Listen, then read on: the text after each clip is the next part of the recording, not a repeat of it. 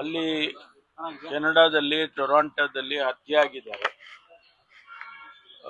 ಯಾವ ಕಾರಣಕ್ಕೆ ಅವ್ರನ್ನ ಹತ್ಯೆ ಮಾಡಿದ್ದಾರೆ ಅನ್ನೋದು ಇನ್ನೂ ಕೂಡ ಸರಿಯಾದ ಮಾಹಿತಿಗಳು ಸಿಗ್ತಾ ಇಲ್ಲ. ಆದರೆ ನಾನು ಭಾಳ ವಿಷಾದವನ್ನು ವ್ಯಕ್ತಪಡಿಸ್ತೇನೆ. ಅವರ ಆತ್ಮಕ್ಕೆ ಶಾಂತಿ ಸಿಗಲಿ ಮತ್ತು ಅವರ ಕುಟುಂಬ ವರ್ಗದವರಿಗೆ, ವಿಶೇಷವಾಗಿ ಅವರ ತಂದೆ ತಾಯಿ, ಒಬ್ಬನೇ ಮಗ, ಬೇರೆ ಮಕ್ಕಳು ಯಾರು ಕೂಡ ಇಲ್ಲ. ಅವ್ರ ತಂದೆ ತಾಯಿಗಳು ಇಲ್ಲೇ ತ್ಯಾಮಗೊಂಡ್ಲಲ್ಲಿ ಇದ್ದಾರೆ. ಅವರನ್ನು ಕೂಡ ನಾನು ಈಗ ಭೇಟಿ ಮಾಡೋದಕ್ಕೆ ಹೊರಟಿದ್ದೇನೆ. ನಿಜಕ್ಕೂ ಕೂಡ ಇದು ಒಂದು ಸ್ಯಾಡ್ ಸ್ಟೋರಿ. ಒಬ್ಬ ಪ್ರತಿಭಾವಂತ ಅಲ್ಲಿ ಹೋಗಿ ಕೆಲಸಕ್ಕೆ ಹೋಗಿ ಅಲ್ಲಿ ಪ್ರಾಜೆಕ್ಟ್ ಡೈರೆಕ್ಟರ್ ಆಗಿ ಕೆಲಸ ಮಾಡ್ತಾ ಇದ್ದಿದ್ದು ಅವರಿಗೆ ಈ ರೀತಿ ಹತ್ಯೆ ಮಾಡಿರ್ತಕ್ಕಂಥದ್ದು ನಿಜಕ್ಕೂ ಆ ದೇಶದಲ್ಲಿ ಏನು ವ್ಯವಸ್ಥೆ ಇದೆ, ಕಾನೂನಿನ ವ್ಯವಸ್ಥೆ, ಅವರು ಕಾನೂನಿನ ಪ್ರಕಾರ ಕ್ರಮ ತಗೊಳ್ಬೇಕು. ಮತ್ತು ಈಗಾಗಲೇ ಇನ್ವೆಸ್ಟಿಗೇಷನ್ ಪ್ರಾರಂಭ ಮಾಡಿದ್ದಾರೆ ಅಂತ ಹೇಳಿ ಕೇಳಿದ್ದೇನೆ. ಅದರಿಂದ ಅವರ ಕುಟುಂಬ ವರ್ಗದವರಿಗೆ ಭಗವಂತ ನಷ್ಟವನ್ನು ಭರಿಸ್ತಕ್ಕಂಥ ಶಕ್ತಿ ಕೊಡಲಿ ಅವ್ರ ತಂದೆ ತಾಯಿಗಳಿಗೆ ಅಂತ ಹೇಳಿ ಪ್ರಾರ್ಥನೆಯನ್ನು ಮಾಡ್ತೇನೆ. ಅದಕ್ಕೆ ನಮ್ಮ ಇಂಡಿಯನ್ ಹೈಕಮಿಷನ್ ಅವರು ಈಗಾಗಲೇ ಅವ್ರ ಗಮನಕ್ಕೆ ಹೋಗಿರ್ತಕ್ಕಂಥದ್ದು. ಅವರು ಕಳಿಸ್ಕೊಡ್ತಾರೆ. ಅವರ ಏನೋ ಒಂದು ಸಿಸ್ಟಮ್ ಇದೆ, ಅವರಲ್ಲಿಂದ ಕಳಿಸ್ಕೊಡ್ತಕ್ಕಂಥದ್ದು ಇನ್ನೂ ಒಂದು 3-4 ದಿವಸ ಆಗುತ್ತೆ ಅಂತ ಹೇಳಿದ್ದಾರೆ. ಅದು ಬಂದ ನಂತರ ಅವರಿಗೆ ಏನು ಗೌರವ ಸಮರ್ಪಣೆ ಮಾಡಬೇಕು ಅದನ್ನು. ನಿನ್ನೆ ಪುನರ್ವಸತಿ ಸಭೆ ಆಯ್ತು ಸರ್ ಸಿಎಂ ನೇತೃತ್ವದಲ್ಲಿ. ಅವರು ಒಂದೇ ಕೋರ್ಟ್ಗೆ ಪ್ರಕರಣಗಳು ತರುವಂತ ವಿಚಾರದಲ್ಲಿ ಏನಾದ್ರು ಚಿಂತನೆ ನಡೆದಿದೆ ಸರ್? ಇಲ್ಲ, ಈಗಾಗಲೇ ನಾವು 3 ಜನ ಪ್ರಾಸಿಕ್ಯೂಟರ್ಸ್ನ ಚಿಕ್ಕಮಗಳೂರಿನಲ್ಲಿ, ಶಿವಮೊಗ್ಗದಲ್ಲಿ, ಉಡುಪಿಯಲ್ಲಿ ನೇಮಕ ಮಾಡಬೇಕು ಅಂತೇಳಿ ತೀರ್ಮಾನ ಮಾಡಿದ್ದೇವೆ. ಯಾಕೆಂದರೆ ಆದಷ್ಟು ಶೀಘ್ರವಾಗಿ ಅವರ ಕೇಸಸ್ಗಳೆಲ್ಲ ಬಗೆಹರಿಬೇಕು ಅಂತ. ಅದನ್ನೇ ಅವರು ಕಂಡೀಷನ್ ಹಾಕಿದ್ರು, ಸರೆಂಡರ್ ಆಗುವಂಥ ಸಂದರ್ಭದಲ್ಲಿ ಕಂಡೀಷನ್ ಹಾಕಿದ್ರು. ಈಗ ಪ್ರಾಸಿಕ್ಯೂಟರ್ನ ನೇಮಕ ಮಾಡಿ ಬೇಗ ಸ್ಪೀಡಪ್ ಮಾಡಿಬಿಟ್ಟು ಅದನ್ನು ಮಾಡಬೇಕು ಅಂತೇಳಿ ನಿನ್ನೆ ಚರ್ಚೆ ಮಾಡಿದ್ದೇವೆ. ಅದಕ್ಕಾಗಿ ನಿನ್ನೆ ದಿವಸ ಮುಖ್ಯಮಂತ್ರಿಗಳು ಆದೇಶ ಕೊಟ್ಟಿದ್ದಾರೆ.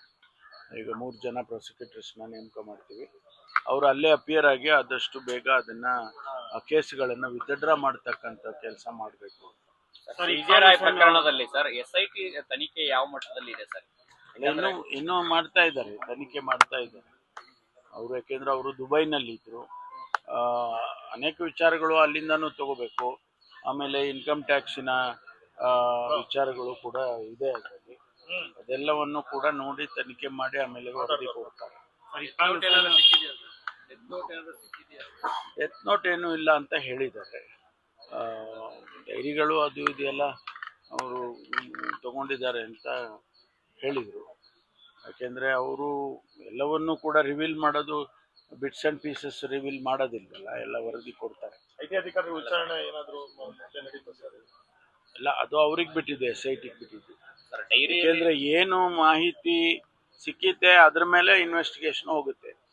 ಅದನ್ನ ನಾವು ಹೀಗೆ ಆಗಿದೆ ಅಂತ ಹೇಳಿ ಈಗ ಹೇಳಕ್ ಬರೋದಿಲ್ಲ ಸರ್. ಡೈರಿಯಲ್ಲಿ ಕೆಲ ರಾಜಕಾರಣಿಗಳ ಹೆಸರು ಉಲ್ಲೇಖ ಆಗಿದೆ ಅನ್ನೋಂಥದ್ದು ಇದೆ ಸರ್, ಹೌದಾ ಸರ್? ಅದೇ ನಾ ಹೇಳಿದ್ನಲ್ಲ, ವರದಿ ಬರೋ ತನಕ ನಾವೇನು ಹೇಳಕ್ಕಾಗೋದಿಲ್ಲ. ನೀವು ಹೆಂಗ್ ತಿರುಗಿಸಿ ಹೇಳಿದ್ರು ನಾನು ಅದೇ ಹೇಳಬೇಕು.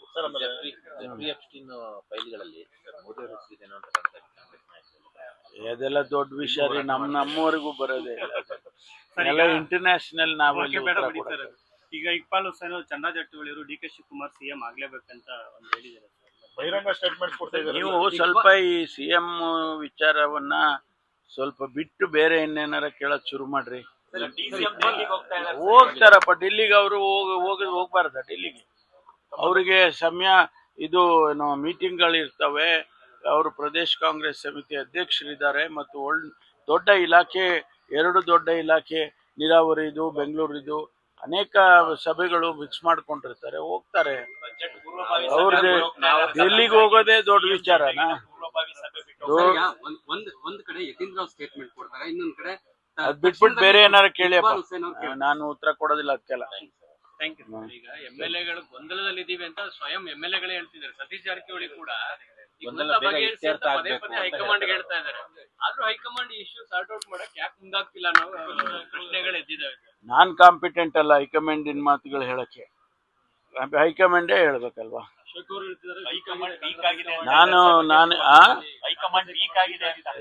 ನಿಮ್ಗೆ ಅದೇ ಹೇಳಿದ್ನಲ್ಲ, ಹಿಂಗ ತಿರ್ಗಿಸ್ ಮಾತಾಡ್ತೀರಾ ಹಂಗೂ ತಿರ್ಗಿಸ್ ಮಾತಾಡ್ತೀರಾ. ಬಿಟ್ಬಿಡಿ ಆ ವಿಷಯ, ಬಿಟ್ಬಿಟ್ಟು ಬೇರೆ ಮುಖ್ಯಮಂತ್ರಿ ವಿಷಯ ನೀವು ಬಿಟ್ಬಿಟ್ಟು ಬೇರೆ ಇನ್ನೇನಾದ್ರೂ ಡೆವಲಪ್ಮೆಂಟ್ಸು ಬಡ್ಜೆಟ್ ಆ ಥರದ್ದೆಲ್ಲ ಕೇಳಿ. ಯಾವಾಗ ಸರ್ ಬಜೆಟ್ ಮೀಟಿಂಗ್ ನಮ್ದಾಗೋಯ್ತು, ಫಸ್ಟೇ ನಮ್ದು ಒಳಾಡಳಿತ ಇಲಾಖೆದೆ ಮುಗಿದೋಯ್ತು. ನಿನ್ನೆ ನೆಲಮಂಗಲದಲ್ಲಿ ಸರ್ ಚೈನ್ ಸ್ನ್ಯಾಚಿಂಗ್ ಆಗಿದೆ. ಸ್ಪ್ರೇ ಮಾಡಿದ್ದಕ್ಕೆ ಮಹಿಳೆ ಅಲ್ಲೇ ಈಗ ಅಲ್ಲೇ ಹೋಗ್ತಾ ಇದ್ದೀನಿ, ವಿಚಾರ ಮಾಡ್ತೀನಿ. ಜಾಸ್ತಿ ಆಗ್ತಾ ಇದೆಯಲ್ಲ. ಈಗ ಅಲ್ಲೇ ವಿಚಾರ ಮಾಡ್ತೀನಿ, ಹೋಗ್ತಾ ಇದ್ದೀನಿ ದರ ಜಾಸ್ತಿ ಆಗ್ತದೆ. ನೆಲಮಂಗ್ಲಕ್ಕೆ. ಸರ್, ಇನ್ನೊಂದು ನೆಲಮಂಗ್ಲಿಗೆ ತ್ಯಾಮಗೊಂಡ್ಲಿಗೆ ಅಲ್ಲಿ ಅವ್ರ ನಮ್ಮ ಚಂದನ್ ಕುಮಾರ್ ಅವ್ರ ಮನೆಗೆ ಹೋಗ್ತಾ ಇದ್ದೀನಿ. ಅಲ್ಲಿ ಅಧಿಕಾರಿಗಳು ಬರ್ತಾರೆ, ಅಲ್ಲೇ ವಿಚಾರ ಮಾಡ್ತೀನಿ.